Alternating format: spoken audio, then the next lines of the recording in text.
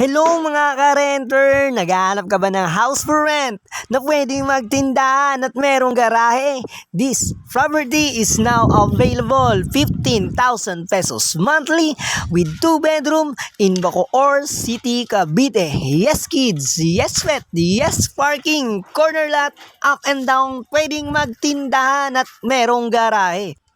Good community, malapit sa highway, flood-free location, may sariling metro ng kuryente, may sariling metro ng tubig.